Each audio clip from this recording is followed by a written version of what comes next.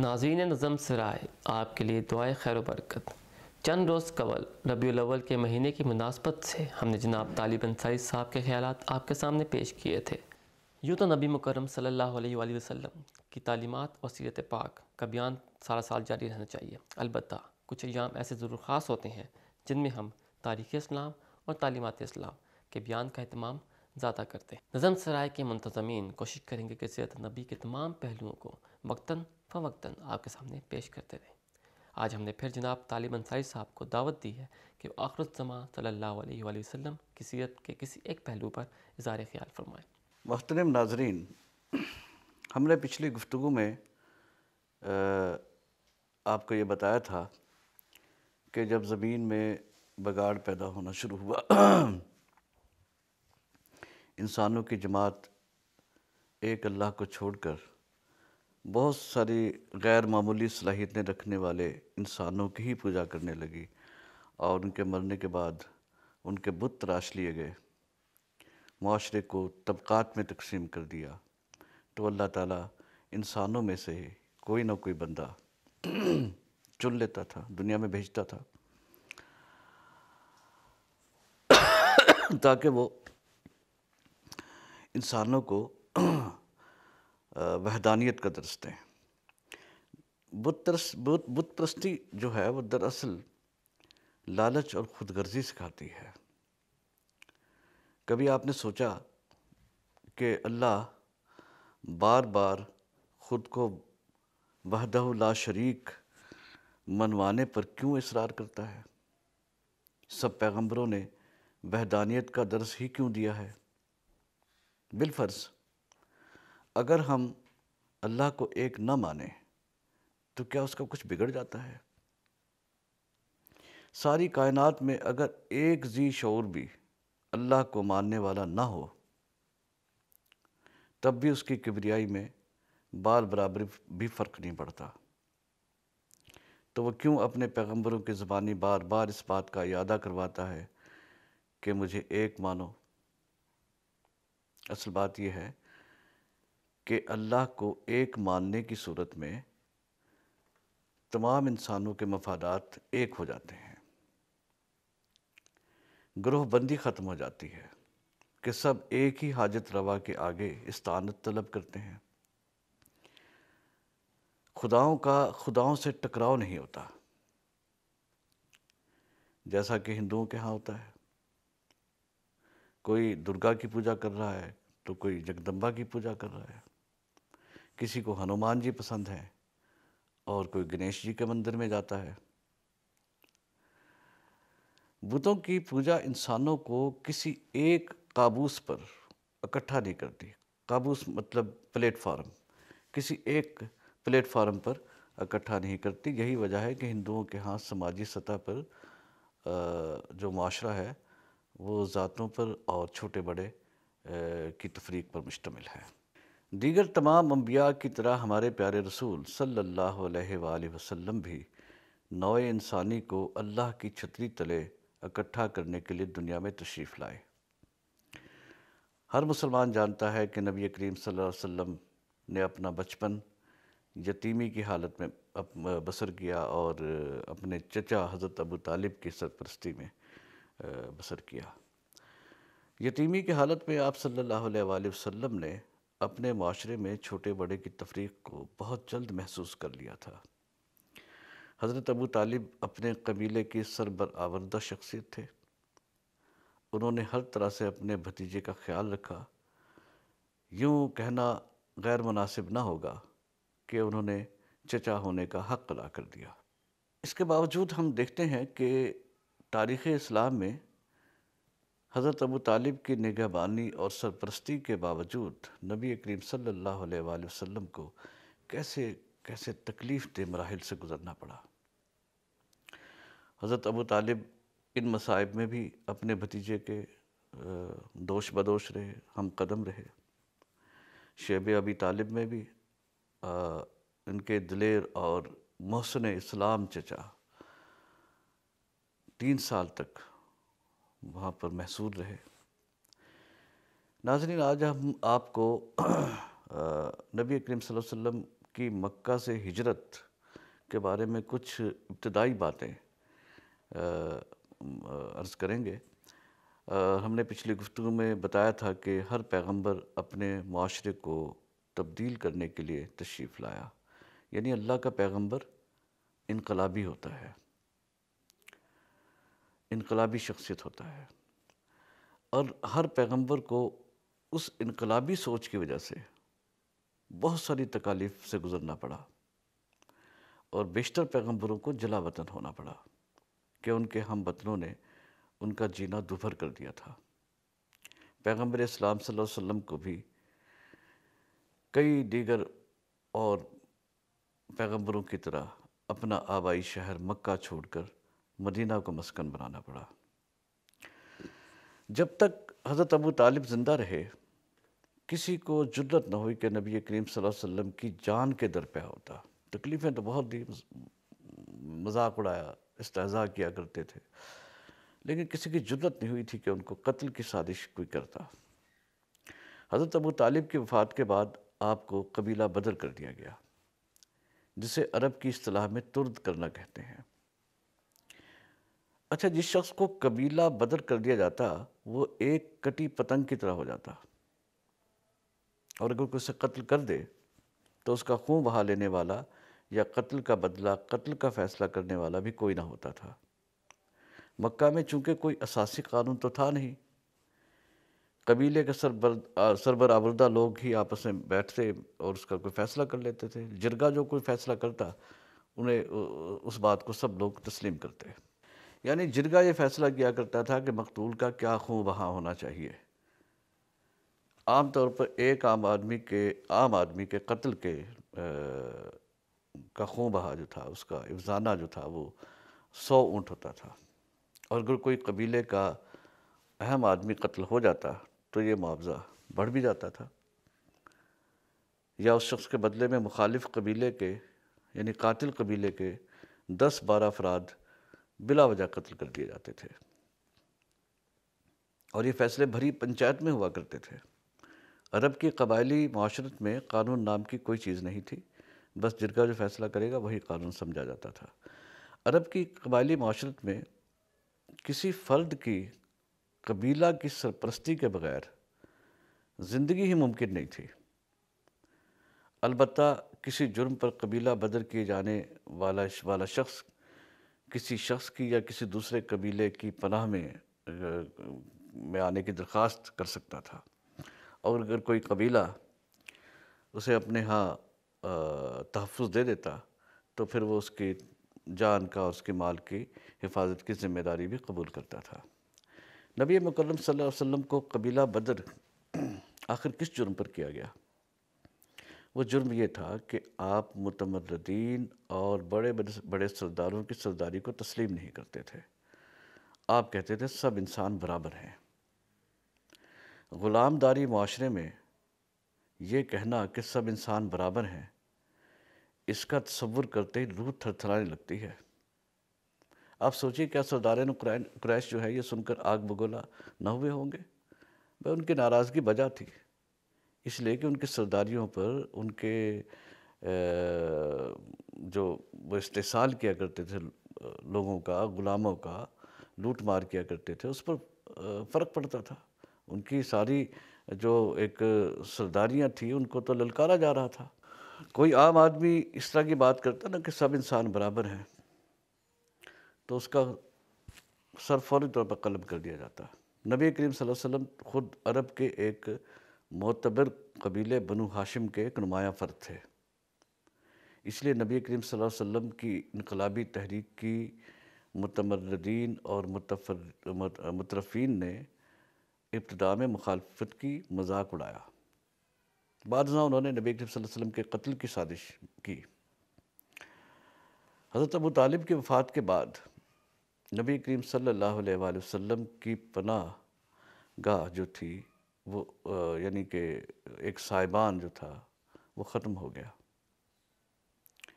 ایک روز سب قبیلوں کے چیدہ جو تھے سربراوردہ لوگ یعنی متمردین ابو لہب کے پاس پہنچے، بولے عبدالعزیٰ بہترین موقع ہے، اپنے بھتیجے کو قبیلہ بدر کر دے۔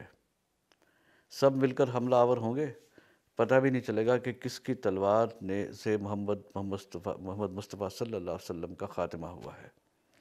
تم خود قتل کا بدلہ لینے کی ذمہ داری سے بھی بچ جاؤ گے، معاملہ ہی مشتبہ ہو جائے گا کہ محمد صلی اللہ علیہ وسلم کو کس نے قتل کیا ہے۔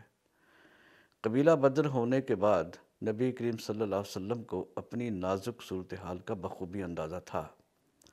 مکہ میں صرف ایک شخص نے آپ کو اپنی حمایت میں لے رکھا تھا۔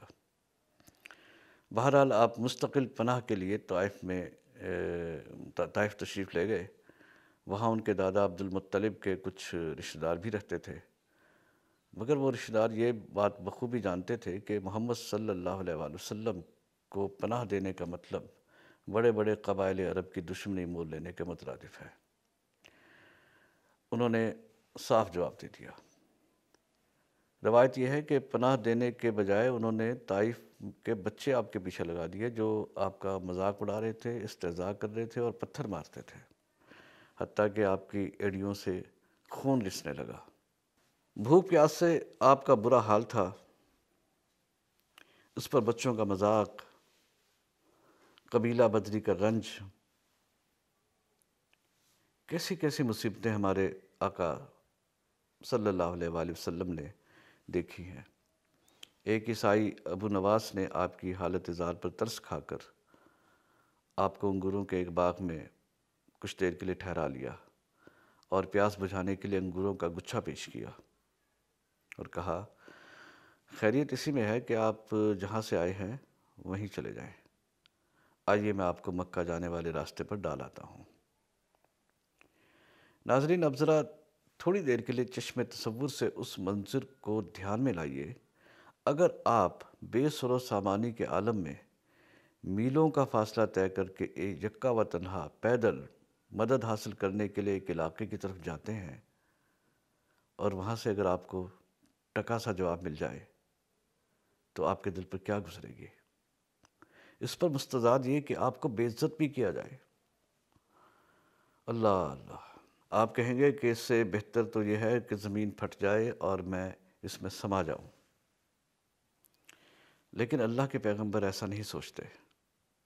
وہ ایک انقلاب کے داعی ہوتے ہیں اور انہیں اللہ تعالیٰ کی رہنمائی بھی حاصل ہوتی ہے۔ ابراہیم علیہ السلام کو انہی کی قوم کے لوگوں نے بھڑکتی ہوئی آگ میں نہیں پھینک دیا تھا کیا؟ اچھا، اب مسئلہ یہ ہوا کہ مکہ کا وہ مقامی باشندہ جس کے آپ زیر حمایت تھے، اس نے بھی دباؤ میں آ کر آپ کی حمایت سے ہاتھ کھینچ لیا۔ نتیجتاً آپ صلی اللہ علیہ وسلم کا قتل بباہ ہو گیا تھا۔ اب بہر صورت سرداران مکہ نے نبی کریم صلی اللہ علیہ وسلم کے قتل کا منصوبہ تیار کر لیا اور یہ بھی طے پایا کہ قتل میں دیگر قبائل کے نوجوانوں کے ساتھ قبیلہ بنو ہاشم کا سردار ابو لہب بھی حصہ لے گا۔ اس سے یہ مقصود تھا کہ جب سب قبیلوں کے ساتھ ابو لہب بھی شریک ہوگا تو پھر آئندہ کے لیے کوئی طاقت خوں بہا کا مطالبہ ہی نہیں کر سکے گی۔ دوم یہ کہ جب سب مل کر بلوہ کریں گے اور اس بلوے میں حضرت محمد مصطفیٰ صلی اللہ علیہ وسلم کو قتل کر دیں گے تو قاتل کے تعین میں اشتباہ پیدا ہو جائے گا۔ اور اگر بالفرض کسی فرد نے نشاندہی کر بھی دی کہ محمد صلی اللہ علیہ وسلم کو فلاں قبیلے کے جوان کی ضرب سے ان کی ضرب سے آپ قتل ہوئے ہیں، تو بھی اس کے لیے تمام قبائل کی متحدہ قوت کا مقابلہ کرنا ناممکن کی حد تک مشکل ہوگا۔ قتل رسول صلی اللہ علیہ وسلم کے قطعی فیصلے کے بعد ان تمام قبیلوں کے نمائندوں کے ناموں کا اعلان کیا گیا۔ اس میں تمام قبیلوں کے بزرگوں کے نام شامل تھے۔ ان کا خیال یہ تھا کہ قاتلوں کی تعداد جتنی زیادہ ہوگی اور منصوبہ کو پائے تکمیل تک پہنچانے کے لیے اس میں کہیں کوئی غلطی بھی ہو گئی اور خوں بہا ادا ہی کرنا پڑا تو اتنا ہی ہر قبیلے کو کم سے کم نقصان کا سامنا کرنا پڑے گا۔ مکہ کے لوگ جو ہے نا تھے وہ تاجر تھے، اور تاجر جو ہے نا سود و زیاں کا بڑا خیال رکھتے ہیں۔ وہ تو ایک ایک قدم جو ہے وہ سود و زیاں کے پیمانے میں تول کر اٹھاتے ہیں۔ واللہ خیر الماکرین، اللہ تعالیٰ تدبیر کرنے میں سب سے آگے ہے۔ قتل کی اس سازش کی اطلاع ایک بوڑھی خاتون رقیقہ بنت ابی سیفی کو مل گئی۔ رقیقہ کوئی لمحہ ضائع کیے بغیر آپ صلی اللہ علیہ وسلم کے پاس آئیں اور کہا کہ اپنے بچاؤ کی تدبیر کر لو، آپ کو قتل کرنے کا منصوبہ تیار ہو گیا ہے، جلدی کرو۔ اب آپ صلی اللہ علیہ وسلم نے محسوس کیا کہ صورتحال واقعی بہت خطرناک ہو گئی ہے۔ آپ فوری طور پر ابو بکر رضی اللہ تعالیٰ عنہ کے مکان پر پہنچے اور ساری بات انہیں بتائی۔ ابو بکر رضی اللہ تعالیٰ عنہ نے اسی رات آپ صلی اللہ علیہ وسلم کو کوہ سور میں کے ایک غار میں چھپا دیا، وہاں لے گئے اور عرض کیا کہ ابھی آپ یہاں چھپے رہیں، میرے پاس 2 تیز رفتار سفید اونٹنیاں ہیں، ان اونٹنیوں پر میں آپ کو مکہ سے دور لے جاؤں گا۔ ابھی جا کر اونٹنیاں لے کے آیا تو مجھے یہ ڈر ہے کہ کہیں اہل مکہ کو ہمارے فرار کی بھنک نہ پڑ جائے۔ میرے اس غیر معمولی عمل سے انہیں یہ خیال گزرے گا، وہ متوجہ ہو جائیں گے کہ ابو بکر یہ ان اونٹنیوں کو لے کر کہاں جا رہا ہے۔ یہ اونٹنیاں تو طویل سفر کے لیے استعمال ہوتی ہیں، ابھی تو کوئی مکہ سے کوئی تجارتی قافلہ بھی نہیں جا رہا ہے۔ ناظرین، یہ بات ذہن میں رکھیں کہ اس زمانے میں سفید اونٹنیاں بہت تیز رفتاری کے ساتھ چلا کرتی تھیں اور یہ 1 ہفتے کا سفر جو تھی وہ 3 یا 4 دنوں میں طے کر لیتی تھیں۔ پیغمبر اسلام صلی اللہ علیہ وآلہ وسلم نے فرمایا، ٹھیک ہے، شہر جائیے اور میرے پاس علی کو بھیج دیجیے۔ مولا علی غار میں آپ کے پاس پہنچے۔ آپ نے حضرت علی سے فرمایا، علی ایسا کرنا کہ تم میری چادر اوڑھ کر آج رات میرے سونے کی جگہ پر لیٹ جانا اور کل رات بھی اسی طرح لیٹ جانا، اور خیال رہے کہ تمہاری کمر کھڑکی کی طرف رہے، چہرہ سامنے نہ ہو، تاکہ قریش یہی سمجھے کہ میں گھر پر ہی ہوں اور بستر پر لیٹا ہوا ہوں۔ ناظرین، پیغمبر اسلام حضرت ابو بکر کے ساتھ کچھ روز اس غار میں چھپے رہے۔ یہاں سے اس وقت تک کوچ نہیں کر سکتے تھے جب تک کہ منصوبہ ساز آپ کو مدینہ جانے والے راستے پر اور صحرا میں ادھر ادھر ڈھونڈ کر تھک نہ جائیں، اور جب تک علی بتائی گئی 2 سواریوں کو لے کر غار تک نہ آ جائیں۔ ہر طرح کی احتیاط جو تھی وہ اس وقت بہت لازم ہو چکی تھی۔ حضرت علی پیغمبر کی اطاعت میں ان کے بستر پر لیٹے رہے، حتیٰ کہ منصوبہ سازوں کو علم ہو گیا کہ بستر پر محمد مصطفیٰ صلی اللہ علیہ وآلہ وسلم نہیں ہے۔ سوال کیا، محمد کدھر ہیں؟ مولا علی نے بڑے رسان سے، بڑی بے نیازی کے ساتھ جواب دیا، وہ تو چلے گئے۔ اب دوڑ لگ گئی۔ نبی کریم صلی اللہ علیہ وسلم کو تلاش کرنے میں انہوں نے کوئی دقیقہ فروگزاشت نہ کیا، یہاں تک کہ انعام مقرر کیا گیا کہ جو کوئی محمد مصطفیٰ صلی اللہ علیہ وآلہ وسلم کو تلاش کر کے لائے گا اس کو اتنے اونٹ انعام میں ملیں گے۔ بہت سارے لوگوں نے اس میں قسمت آزمائی کی۔ سیرت النبی کی کتابوں میں یہ مذکور ہے کہ غار کے دہانے پر مکڑی نے جالا بن دیا تھا۔ کھوجی یہ دیکھ کر کہ اس غار کے اوپر تو مکڑی کا جالا ہے، اگر کوئی انسان اس کے اندر گیا ہوتا تو مکڑی کا جالا تو تہس نہس ہو جاتا۔ انہوں نے غار کے اندر جھانکنے کی زحمت تک نہ کی۔ یہ ہوتی ہے اللہ کی تدبیر۔ مدینہ کے سفر میں بھی یہ احتیاط برتی گئی کہ ابو بکر اللہ کے رسول صلی اللہ علیہ وسلم کو اصل راستے سے ہٹ کر لے جا رہے تھے، تاکہ کسی کاروان یا کسی مسافر سے مٹ بھیڑ نہ ہو جائے اور ہماری اس مقام پر موجودگی کا مشرکین مکہ کو پتہ نہ چلے۔ ناظرین گرامی، اس کے بعد کے واقعات ہم آپ کو اگلی کسی وقت پیش کریں گے۔ ان ساری باتوں کو ذہن میں رکھتے ہوئے یہاں پر ایک نکتہ اٹھانا ضروری ہے۔ یہ ساری صعوبتیں، مشکلات، قبیلہ بدری، لڑائیاں، مقاطعہ، یہ پیغمبر اسلام صلی اللہ علیہ وسلم کس لیے برداشت کر رہے تھے؟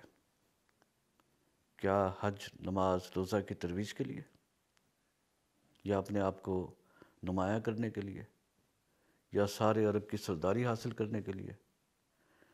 دیکھیں، مکہ کے لوگ روزے بھی رکھتے تھے اور حج بھی ہر سال ہوتا تھا۔ قرآن کی آیت کا ترجمہ ہے کہ اے لوگو جو ایمان لائے ہو، ہم نے تم پر اسی طرح روزے فرض کیے جس طرح تم سے پہلی امتوں پر فرض کیے تھے۔ مشرکین بھی ایک طاقت مطلق اللہ کے وجود کو مانتے تھے۔ قرآن کی ایک آیت کا ترجمہ یوں ہے کہ اور جب یہ لوگ طوفان بلا خیز میں گر جاتے ہیں اور بچنے کی کوئی صورت نہیں پاتے تو گڑ گڑا کر ایک اللہ کو پکارتے ہیں، اور جب اللہ انہیں بچا کر خشکی کی طرف لے آتا ہے تو پھر یہ تمرد کرنے لگتے ہیں، یعنی وہی اپنی سرداری کا غرور اور فخر شروع کر دیتے ہیں۔ سرداری کے لیے بھی آپ کو پیشکش کی گئی تھی۔ ایک وفد ابو طالب کے پاس گیا اور گویا ہوا کہ ابو طالب اپنے بھتیجے کو سمجھائیے کہ ہمارے معبودان کو رد کرنا چھوڑ دے، اگر وہ کوئی سرداری چاہتا ہے تو بھی ہم اسے پورے مکہ کا بلکہ پورے عرب کا سردار اور بادشاہ تسلیم کر لیتے ہیں، اگر کسی خوش روح عورت کے ساتھ شادی کرنے کے خواہش مند ہیں تو ہم مکہ کی حسین ترین عورت کے ساتھ آپ کا نکاح کر دیتے ہیں۔ اس پر تمام مومنین کو، تمام مسلمین کو پتہ ہے کہ پیغمبر اسلام صلی اللہ علیہ وسلم نے اس باب میں کیا جواب دیا تھا کہ چچا اگر یہ لوگ میرے ایک ہاتھ پر سورج دوسرے ہاتھ پر چاند بھی رکھ دیں تو میں اپنے ارادوں سے باز نہیں آؤں گا۔ ناظرین گرامی، مکہ کے لوگ اللہ کو بھی مانتے تھے مگر شرک کے ساتھ، روزے بھی رکھتے تھے، حج بھی ادا کرتے تھے، بہت سارے شعائر تو پہلے سے ادا ہو رہے تھے، اگرچہ پیغمبر صلی اللہ علیہ وسلم نے ان شعائر میں اصلاح ضرور کی، تو کیا نبی مکرم صلی اللہ علیہ وسلم نے محض عبادات کی بجا آوری کے لیے اپنی جان کو داؤ پر لگایا ہوا تھا؟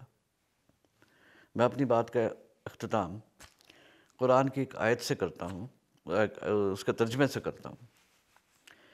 سورہ حجرات کی آیت ہے اور اس کو آپ اس میں عربی متن جو ہے وہ آپ اس کا قرآن میں دیکھ لیں۔ سورہ حجرات میں کیا انسانوں، میں نے تمہیں مرد اور عورت کی صورت میں پیدا کیا اور تمہارے قبیلے بنائے، تمہارے گروہ بنائے، محض اس لیے کہ تم پہچانے جاؤ، تمہارا تعارف ہو سکے۔ مگر یاد رکھیں کہ اللہ تعالیٰ کے ہاں صاحب تکریم وہی ہے جو تقوی والا ہو۔ اس خطاب میں ایک تو جو مخاطب ہے نا وہ صرف مسلمین نہیں ہے بلکہ پوری نوع انسانی ہے۔ یہ بات بہت غور طلب ہے۔ قرآن تمام انسانوں کو ایک لڑی میں پرونا چاہتا ہے۔ دیگر بات یہ ہے کہ اس آیت سے مترفین، مستکبرین اور متمردین کے ٹولے کے سارے فخر و مباحات زمین بوس ہو جاتے ہیں، ان کی جھوٹی شانیں، امارت، کلفدار پگڑیاں، فاخرانہ لباس سب بے وقت ہو جاتا ہے۔ اگر قرآن کے منشا کے مطابق سب کو حقوق پورے ملنے لگ جائیں تو پھر مراعات یافتہ طبقے کی عیاشیاں کہاں جائیں گی؟ اس لیے تمام تر عبادات کی بجا آوری کے باوجود یہ بات آج کے استعمار کو بھی ناقابل قبول ہے، جیسے 1400 سال پہلے کے عہد کے مشرکین مکہ کو نامنظور تھی۔ برابری کے معاشرے کی تشکیل ہی دراصل دین اسلام کا مطمع نظر ہے، جس کے لیے ہمارے ہادی حضرت محمد مصطفیٰ صلی اللہ علیہ وسلم نے صحبت برداشت کی۔ ہجرت کے باقی واقعات ہم آپ کو بعد میں پیش کریں گے۔ اللہ آپ کا نگہبان ہو۔ خدا حافظ۔